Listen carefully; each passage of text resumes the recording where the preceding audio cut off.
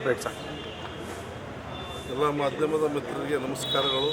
ಇವತ್ತು ಪತ್ರಿಕಾ ಭವನದ ನಾವು ಬರೋ ಉದ್ದೇಶ ಏನಪ್ಪ ಅಂತಂದರೆ 25 ವರ್ಷಗಳು ಇವತ್ತು ನಮ್ಮ ಸಂಪೂರ್ಣವಾಗಿ ನಮ್ಮ ಪಕ್ಷ ಕಟ್ಟದ ಮೇಲೆ ಪೂರೈಕೆಯಾಗಿದೆ. ಈ ಒಂದು 25ನೇ ವರ್ಷ ಒಂದು ಬೆಳ್ಳಿ ಮಹೋತ್ಸವ ಕಾರ್ಯಕ್ರಮವನ್ನು ಬೆಂಗಳೂರಿನಲ್ಲಿ ಆಚರಣೆ ಮಾಡ್ತಾಯಿದ್ದೀವಿ.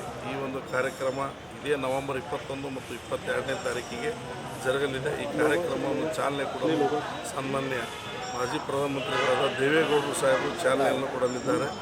ಹಲವಾರು ಪಕ್ಷದ ಸಾಧನೆಗಳ ಕುರಿತು ಮತ್ತು ಪಕ್ಷದ ಸಂಘಟನೆಗಳ ಕುರಿತು ಮತ್ತು ರೈತರ ವಿಷಯಗಳ ಕುರಿತು ಈ ಒಂದು ಸಮಾವೇಶದಲ್ಲಿ ಅನೇಕ ಸಮಸ್ಯೆಗಳ ವಿಷಯಗಳ ಬಗ್ಗೆಯೂ ಕೂಡ ಮಾತನಾಡ್ತಾ ಇದ್ದಾರೆ. ಅದೇ ರೀತಿಯಾಗಿ ಸಂಪೂರ್ಣ ಈ ನವೆಂಬರಿಂದ ಪೂರ ಜನವರಿವರೆಗೂ ಕೂಡ ಎಲ್ಲ ತಾಲೂಕು ಮತ್ತು ಜಿಲ್ಲೆಗಳಲ್ಲಿ ಈ ಒಂದು ಕಾರ್ಯಕ್ರಮವನ್ನು ಆಯೋಜನೆ ಮಾಡ್ತಾ ಇದ್ದೀವಿ.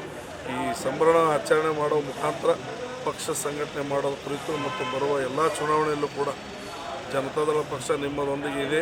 ನೀವೆಲ್ಲರೂ ಕೈ ಜೋಡಿಸಿ ಜನತಾದಳಿಸಿ ಮತ್ತೊಮ್ಮೆ ಜನತಾದಳಿಗೆ ಅಧಿಕಾರಕ್ಕೆ ತನ್ನಿ ಅಂತಂಬ ವಿಷಯಗಳನ್ನು ನಾವು ಜನರ ಮುಂದೆ ಇಡಲಿದ್ದೀವಿ.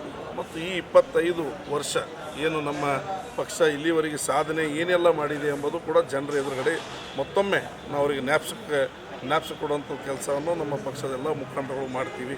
ಇವತ್ತು ನೋಡ್ತಾ ಇದ್ದೀರಿ, ಹಲವಾರು ನೀರಾವರಿ ಯೋಜನೆಗಳು, ಇವತ್ತು ರೈತರ ಸಮಸ್ಯೆಗಳು, ಸಾಲ ಮನ್ನಾ ಆಗಿರ್ಬೋದು, ಜನತಾ ದರ್ಶನ ಆಗಿರ್ಬೋದು, ಇವತ್ತು ಗ್ರಾಮ ವಾಸ್ತವ್ಯ ಮಾಡಿದ ವಿಚಾರ ಆಗಿರ್ಬೋದು, ಸುವರ್ಣ ಗ್ರಾಮ ಅಂತ ಅನೇಕ ಯೋಜನೆಗಳು ಕೊಟ್ಟಂಥ ವಿಚಾರ ಆಗಿರ್ಬೋದು, ಇವತ್ತು 1-2 ಕುಮಾರಣ್ಣವರಾಗಲಿ ದೇವೇಗೌಡರಾಗಲಿ ಅಲ್ಪ ಅವಧಿಯಲ್ಲಿ ಅವರು ಅಧಿಕಾರ ಇದ್ದರೂ ಕೂಡ ಯಾವ ಥರ ಒಂದು ಆಡಳಿತ ಮಾಡಬೇಕೆಂಬುದು ಒಂದು ಉದಾಹರಣೆ ನಮ್ಮ ಪಕ್ಷ ಕೊಟ್ಟಿದ್ದ ಹೆಮ್ಮೆ ಇದೆ. ಆ ಹೆಮ್ಮೆಯ ವಿಚಾರ ನಾವು ಜನರ ಮುಂದೆ ಹೇಳೋಕ್ಕೆ ಮತ್ತು ಜನರನ್ನು ಇವತ್ತು ಮತ್ತೊಮ್ಮೆ ಜನತಾದಳಿಗೆ ತಾವು ಯಾಕೆ ಸಪೋರ್ಟ್ ಮಾಡಬಾರ್ದು ಎಂಬುದೊಂದು ಮನವರಿಕೆ ನಾವು ಜನರ ಎದುರುಗಡೆ ಈ ಕಾರ್ಯಕ್ರಮ ಮುಖಾಂತರ ಕೊಡಲಿದ್ದೀವಿ.